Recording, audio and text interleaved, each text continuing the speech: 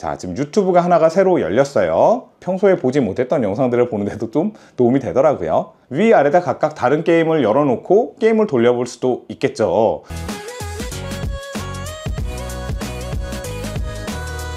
안녕하세요, 꼬마시말입니다.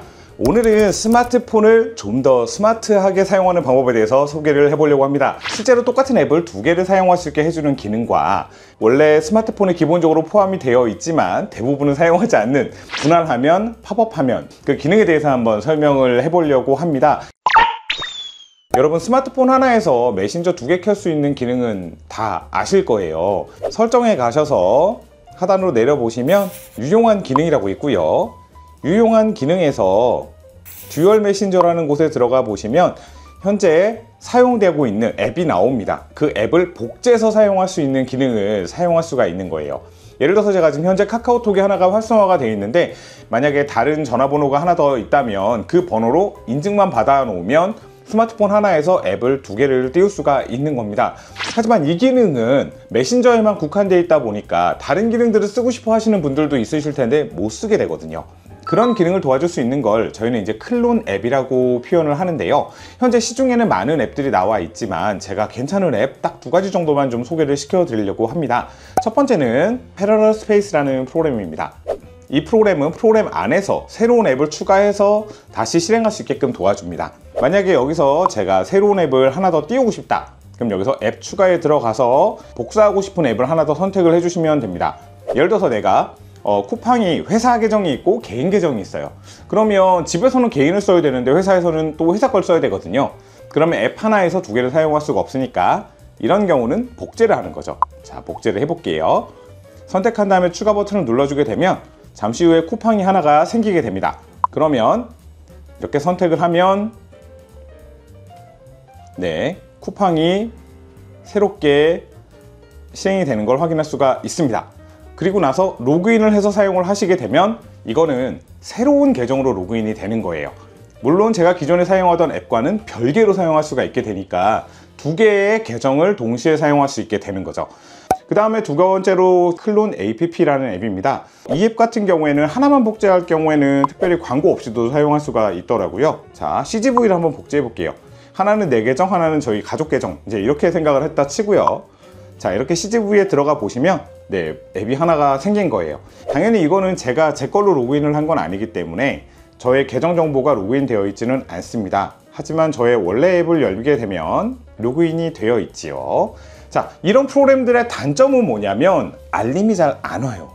이게 최대 절전 모드나 이런 설정을 잘 해놓는다 하더라도 정상적으로 앱이 동작이 안 되는 경우가 많더라고요. 그런 게 조금 불편하기는 했습니다.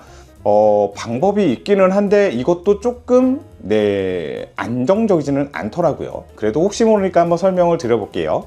참고로 이 앱을 복제하는 프로그램, 지금 제가 설명드릴 프로그램 같은 경우에는 복제가 안 되거나 에러가 날 경우에는 기존 앱을 지우고 다시 설치해야 될 가능성도 있어요. 그렇기 때문에 만약에 고유값이 저장되어 있다거나 개인정보나 이런 로그인 정보를 모른다라고 하신다면 꼭 백업을 해놓고 작업하시길 권장해 드리겠습니다. 앱을 사용하지 않고 삼성 자체에서, 갤럭시 자체에서 앱을 복제하는 기능입니다. 앱을 두 가지를 먼저 설치를 하셔야 되는데요. 첫 번째는 SHIZUKU, 이 앱을 먼저 설치를 해줍니다. 플레이스토어에서도 다운로드가 가능하고요. 자, 그 다음 두 번째 앱은 참 헬퍼라는 프로그램인데요. 네이버에서 검색을 해서 APK를 직접 설치를 해주셔야 합니다. 최신 APK 다운로드라고 나왔죠. 자, 이곳에 들어가 보겠습니다. APK 다운로드 버튼을 눌러주면 유효한 파일일 수도 있다고 나오는데 저는 무시하고 다운로드 하겠습니다. 열기, 설치, 무시하고 설치. 자, 먼저 시즈쿠라는 프로그램을 실행을 시켜 주시고요. 와이파이를 접속을 하셔야 됩니다. 무조건 와이파이는 연결이 되어 있어야 됩니다. 자, 그 상태에서 밑에 페어링이라는 버튼을 눌러 보십시오. 그러면 개발자 옵션에서 무선 디버깅을 선택하라고 나와 있습니다. 자, 개발자 옵션에 가서 쭉 내려보시면 무선 디버깅이라고 되어 있습니다. 이거를 활성화 시켜 놓고 버튼을 한번 눌러 주십시오. 자, 그러면 여기서 페어링 코드로 기기 페어링이라고 나옵니다. 이거는 안드로이드 11 이상만 되는 거예요. 그 이하는 안 됩니다. 자, 페어링 코드로 기기 페어링 버튼을 눌러주시면 661, 648이라고 나오면서 위에 페어링 서비스를 찾았습니다 라고 뜹니다. 이곳에 661, 648 전송해 주시게 되면 네, 접속이 완료가 됐다면 아무 메시지도 안 뜨게 됩니다.